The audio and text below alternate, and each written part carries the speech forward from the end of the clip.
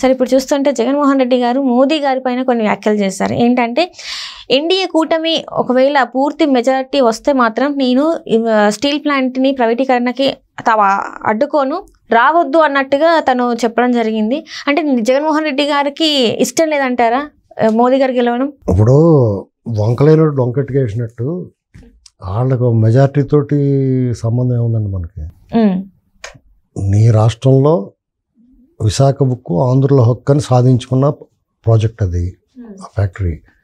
దాన్ని వాళ్ళు అమ్మేస్తారంటే నువ్వు ప్రాణం ఇచ్చాను ఆపాలి. దానికోసం అది తెచ్చుకోవడం కోసం ప్రాణాలు అర్పించారు. దాన్ని ఆపడం కోసం కూడా ప్రాణాలు అర్పించాల్సిందే. అంతేగాని వాళ్ళకి మెజార్టీ రావాలి లేకపోతే రాకూడదు ఈ కోరికలేటి అంటే నువ్వు వాళ్ళకి మెజార్టీ వస్తే నువ్వు దద్దమ్మవా, నువ్వు మాట్లాడలేవా, ఇవన్నీ కాదండి. అతను ఏంటంటే ఆఖరి అంశం, అతనికి ఛాన్స్ లేదు ఇక్కడ. ఒకవేళ మోడీ గారు వాళ్ళతో నిజంగా వైరం అతను అంత దమ్ము ఉందా, వాళ్ళని దమ్ము ఉంటుంది అతనికి. ఆ మాట అనేసిన వెంటనే రాత్రి ఫోన్ చేసి కాల్ పెట్టించుకుంటాడు ఫోన్లోనే. వాళ్ళకి మధ్య నిజంగా వైరం లేదు. ఎన్నికలకు సంబంధించి పోటీ పడుతున్నారు తప్ప జగన్మోహన్ రెడ్డి వాళ్ళు విభేదించలేడు. ఈ 5 ఏళ్ళు అతను పూర్తి కోఆపరేట్ చేశారు వాళ్ళు. ఇతను కూడా పూర్తిగా సపోర్ట్ ఇచ్చాడు, బోల్డ్ డబ్బు కూడా ఇచ్చి ఉంటాడు. బీజేపీకి సంబంధించిన వాళ్ళు ఏడుస్తారు కానీ మనం ఎలా మాట్లాడుతుంటే బోరుమని ఏడుతున్నారు, రోధిస్తున్నారు వాళ్ళే. కానీ వాస్తవాలు వాళ్ళు రోధించినంత మాత్రం వాస్తవాలు కాకుండా పోతాయా? ఇవాళ టీడీపీ పెట్టుకుందంటే అది వాళ్ళ కర్మ, పెట్టుకోక తప్పని పరిస్థితి. ఎందుకంటే ఇలాంటి దొంగోళ్ళని, బూచోళ్ళని, రాక్షసుల్ని, నర్రూప రాక్షసుల్ని పెట్టేసి ఇక్కడ వాళ్ళు బలవంతంగా వీళ్ళు పెట్టుకునేలా చేశారు. చంద్రబాబు గారు కూడా మనస్ఫూర్తిగా పెట్టుకుని ఉన్నాడు, నాకు తెలుసు, నాకు అనిపిస్తుంది అలాగా. అంటే కూటమి అనేది ఎందుకు మరి ఇప్పుడు మనస్ఫూర్తిగా ఒప్పుకోకుండా ఏం చేస్తారండి? దేనికోసం అంటారు మరి? అంటే దేనికోసం ఈ కూటమి అంటారు మరి? వాళ్ళు ప్రేమించారు, ఈయన ప్రేమించాల్సి వస్తుంది. ఓకే, అంటే బీజేపీ వాళ్ళే కావాలనుకున్నారు, వాళ్ళకి అవసరం కావాలి కదా, వాళ్ళకి అవసరం. రేపు వాళ్ళు సీన్ సితార అయిపోయింది, అక్కడ పైన ఏమి లేదు, బొమ్మ అంతా ఖాళీ అయిపోయింది అక్కడ. వీళ్ళు కావాలి. జగన్మోహన్ రెడ్డిని పెట్టుకున్నారు అనుకోండి, దొంగోళ్ళతో పాటు దొంగోడు చెప్తే ఎవరన్నా వస్తారా కూటమిలోకి? చంద్రబాబు గారు చెప్తే వస్తారు. అని చేత ఈయన కావాలి, రేపు పొద్దున అవసరం ఈయనకి. ఎన్డీఏలో ఉండాలి ఈయన. ఆ ఎన్డీఏలో కొంచెం ఒక సీనియర్ పొలిటీషియన్స్, ఒక దక్షిణాదిలో ఒక ఎక్స్పీరియన్స్డ్ లీడర్ కావాలి వాళ్ళకి. వాళ్ళ అవసరం కాబట్టి ఆ అవసరానికి తగ్గట్టుగా రావయ్యా అంటే రాడు కదా ఈయన. అందుకని ఆ వచ్చి పరిస్థితులు కల్పించారు అక్కడ. అంతే, సింపుల్. ఇది చాలా సింపుల్ లాజిక్ ఇది.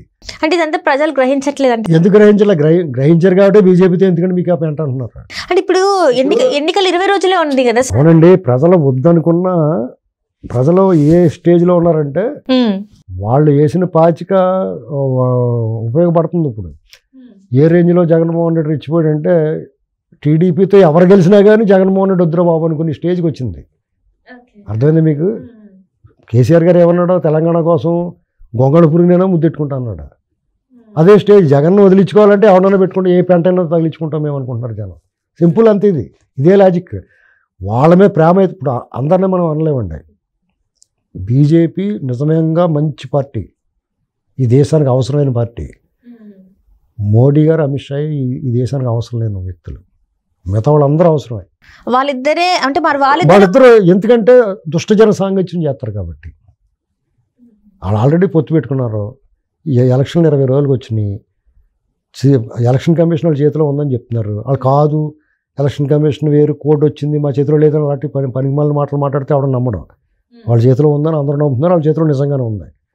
సిబిఐ కానీ, ఈడీ కానీ, ఐటీ కానీ వాళ్ళకి దాడులు చేసి వాళ్ళని అరెస్ట్ చేస్తున్నారు కదా. అంటే ఇక్కడ అమిత్ షా గారు ఒక ఇది కూడా చెప్పారు. అంటే సీఎం రమేష్ గారు కొన్ని వ్యాఖ్యలు చేశారు. ఏంటంటే అవినాష్ రెడ్డి గారు అయితే ఇంకా ఆయన అరెస్ట్ ఖాయం అని చెప్పేసి సీఎం రమేష్ గారు చెప్తున్నారు. అది కూడా ఎట్లా అంటే అమిత్ షా గారు చేపిస్తారు అని చెప్పి. సీఎం రమేష్ గారు అంత ఓవర్ యాక్షన్ చేయట్లేదు. ఎందుకంటే ఆయన అలా చెప్పకపోయినా ఓట్లు వేస్తారు అతనికి. ఎందుకంటే అతను బీజేపీ కూడా అనుకుంటలేదు, టీడీపీ కూడా అనుకుంటున్నారు వాళ్ళు. టీడీపీ ఓట్లు ట్రాన్స్ఫర్ అవుతాయి.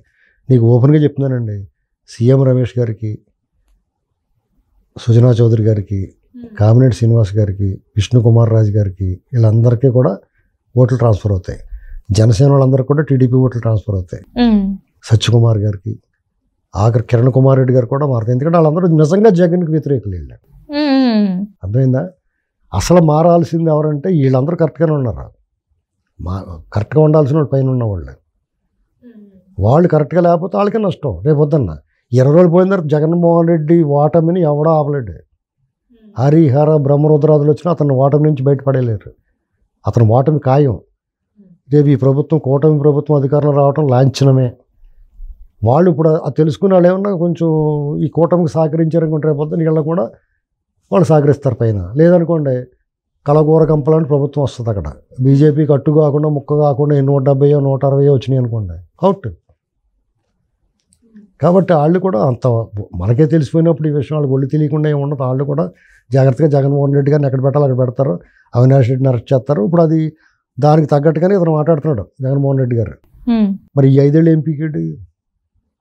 కనీసం స్టీల్ ప్లాంట్ విషయంలో ఇతని దగ్గర ఉండి అమ్మించి అతను చూసాడు ఆ భూములు దొబ్బేయటానికి. మరి ఇప్పుడు మాట్లాడుతున్నారు కదా, ఇప్పుడు ఈయన వాళ్ళ కంపెనీలో ఇన్వెస్ట్ చేసాడు, షేర్లు చూసారు, అతను ఆస్తులు ప్రకటించాడు, అదాని కొనుక్కుంటున్నాడు, చంద్రబాబు గారు అడ్డుకున్నాడు. అది మనకు అందరికీ తెలిసిన విషయం.